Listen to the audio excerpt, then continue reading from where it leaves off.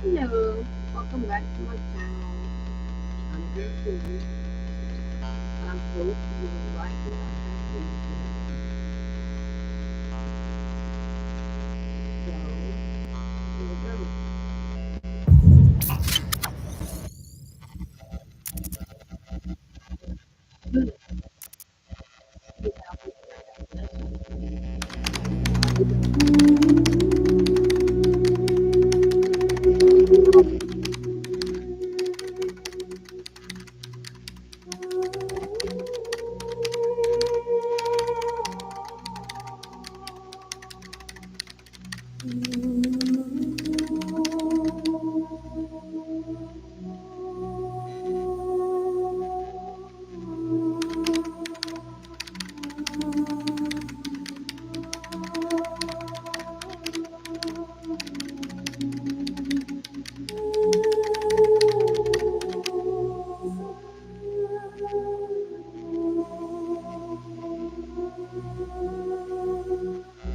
Hello, everybody. We are back with another. Before we go any further, my freedom tip is not in right now because I don't want it, so don't ask. Two, anything in this video, for entertainment purposes only, for one. And two, how you receive this information is on you. Here we go. Disclosure, God, spirituality, and segment of Disclosure, in this case, Disclosure Part 4. Now, for those of you who have been watching this series up until now, you know that we covered a lot of really dark stuff in regards to the current reality and past reality that we've been going through for quite some time now. Disclosure 4 is going to be a little bit different. As spoken about in Disclosure 3, the emphasis moving forward is, at least for this segment, going to be very spiritually oriented, meaning we've spoken about the tunnels, we've spoken about extraterrestrial life, we've spoken about high technology, we've spoken about the children, and a lot of, once again, the dark realities going on. So everybody knows I will be posting part 1, 2, and 3 later, but today I wanted to post part 4, I think this is.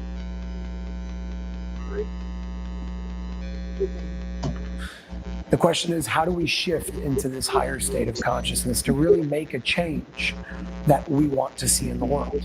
TLS calls it the age of love. Many of you call it the second coming of Jesus. Other people call it the days of the Messiah. Other people call it nirvana. Everybody. I'm going to say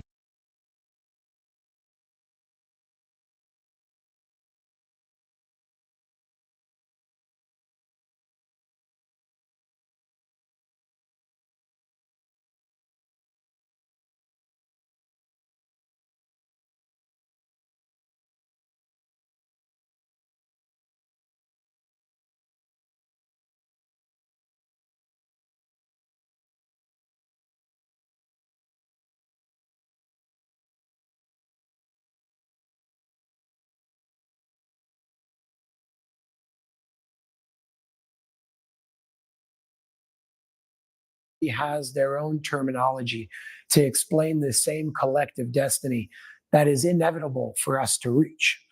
The question is, how do we get there? And the simple answer is through awareness. So, the intention of today's disclosure segment, part 4, is about accessing higher consciousness, understanding things like reincarnation, supernatural abilities, understanding that they're not that supernatural. And one day, what we call supernatural will simply be natural once again. Understanding religion, spirituality, what the real difference is. And of course, God, what that's really all about, how God plays a role in all of these conversations. So, with that being said, Ray, thank you for being here once again and giving us your time. I look forward to the topics that we're going to be speaking about today and just going deeper into the things that need to be spoken about to bring us to this next level in our, call it, collective destiny. Good morning, and it's a pleasure to be here. Absolutely. So before we start, I want to explain to the audience and define a term that you're going to be speaking about having to do with reincarnation, which is going to be the first topic that we speak about today. So let me just define that so you can use the word that you want to use so everybody can understand what it is that you're talking about. There's going to be a word that Ray uses in Hebrew called tikkun. Tikkun, the translation, if you want to go literally speaking, is something like a rectification. And generally, the word tikkun is used in association with reincarnation, why you come back here. And it's this idea of the soul comes back and reincarnates, chooses specific circumstances and conditions to experience throughout its life in a physical body. And generally, those conditions are difficult. They're obstacles, they're hardships. It could be living a life of poverty. It could be a relationship with your husband or your wife. It could be situations like your sexual orientation, homosexuality, for example. Now, the reason why I'm bringing that up is because a lot of people, especially in the religious world, have been taught that tikkun means that there is something broken with you. And that is not true. It's actually the exact opposite. Your tikkun, your rectification, is your single greatest opportunity. It's your soul chose a certain experience to go through. So you actually have the ability to ascend, to reincarnate again in what would be your next step on your process of spiritual evolution. I say that because you may hear the word tikkun in Hebrew or rectification in a negative light from others who are speaking about it. It is not, and it never has been. It's a positive thing, and if we choose to see it as that, we can use it as our greatest opportunity by understanding that these hardships are actually coming to teach us something, to help us grow and to help us expand. So with that being said, and I hope that that was an appropriate example or explanation, you can add to that in whatever way you want. First of all, just to clarify, I know I've said it before. I'm not a guru. I'm not a rabbi. I'm not a priest. I happen to be a human being who thinks of himself as a spiritual being. Anything that I would tell you today is basically my opinion, and my opinion only. And I can share some past experiences that I had the pleasure to enjoy and experience. We're going to be starting with reincarnation, as we spoke about. And the reason why I want to start with the topic of reincarnation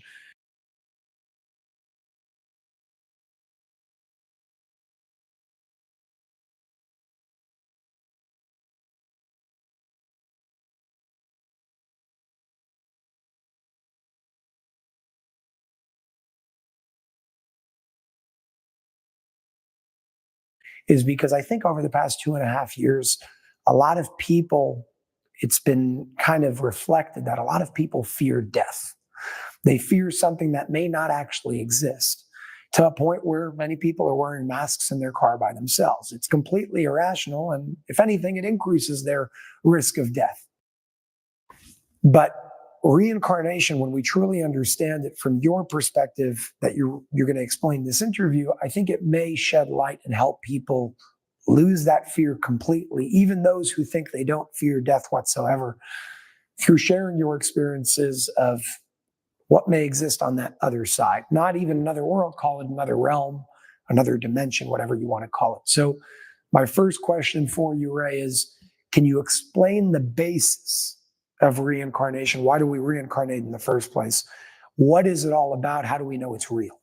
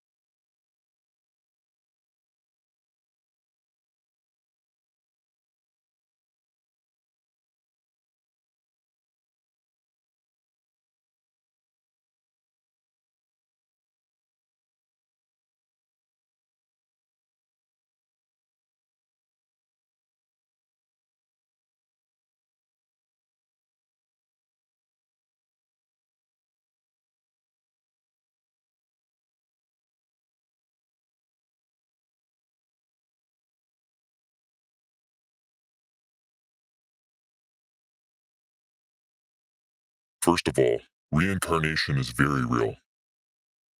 I think it's even scientifically proven, but we'll get to that later on in the discussion.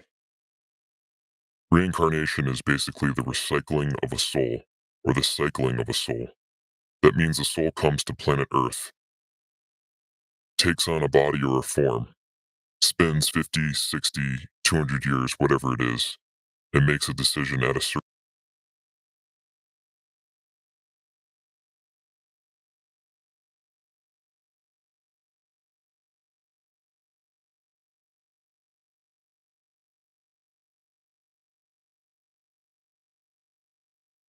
point to leave because they finished their destiny, their path in life, their cocoon, and they decide to move on. It's their decision to come down. It's their decision to leave. It's the soul's decision what path to take in life. The only thing parents have over a newborn child is his name. The name is extremely powerful and very important when you choose a name for a baby, because the name of a human being, of an entity, can change the destiny of the newborn.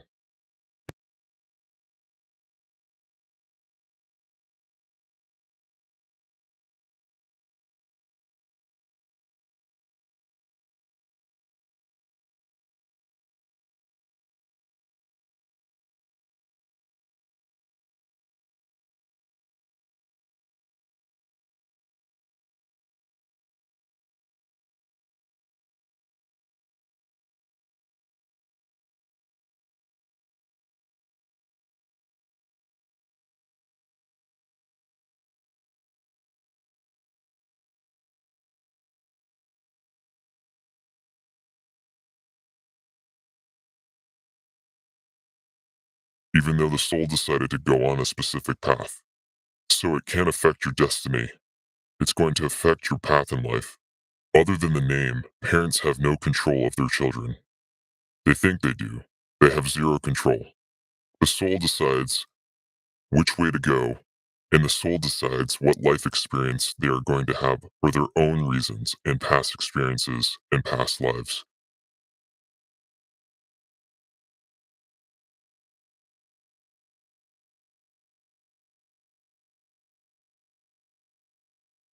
So again, reincarnation is the recycling of the soul. You go and you come back. Now you could come back over here or you could come back to a different planet. Most of us here on Earth, we reside between the first and the third dimension. Can you explain the different dimensions before going into that? Dimensions are levels of spirituality that we bring with us on Earth, and our mission is to evolve and elevate ourselves to a higher dimension. The highest dimension is the 10th dimension, which that's where the source resides. God resides. Call it whatever you like. And unfortunately,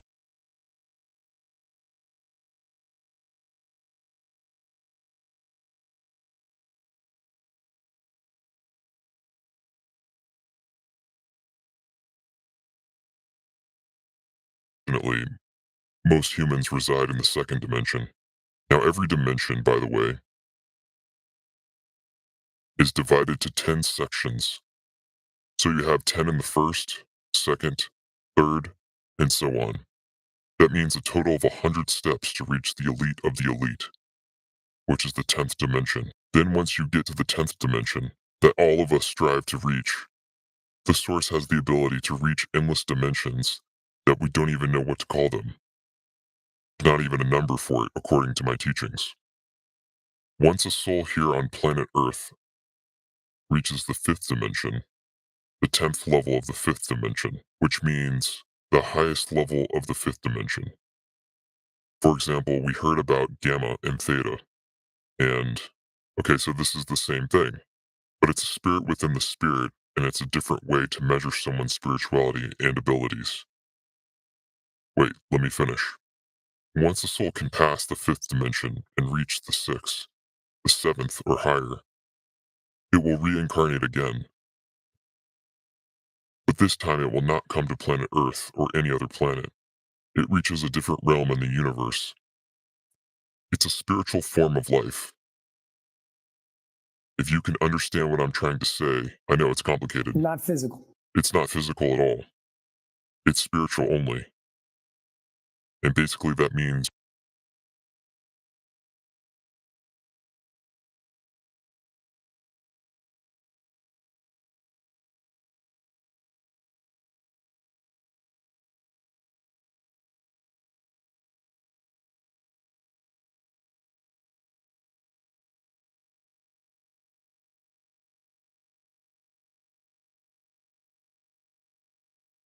you're on your way to the top, which is the 10th dimension.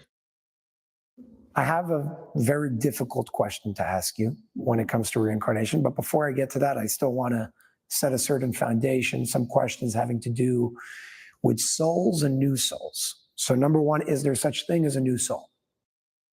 Yes.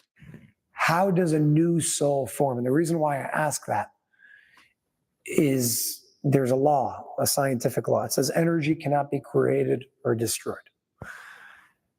In that way, reincarnation actually makes sense because, like you said, it's the recycling of souls, the recycling of energy.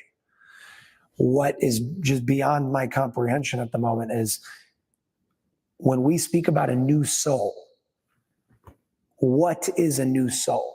And what's the purpose of a new soul? A new soul means a soul that came to planet Earth that wasn't here before.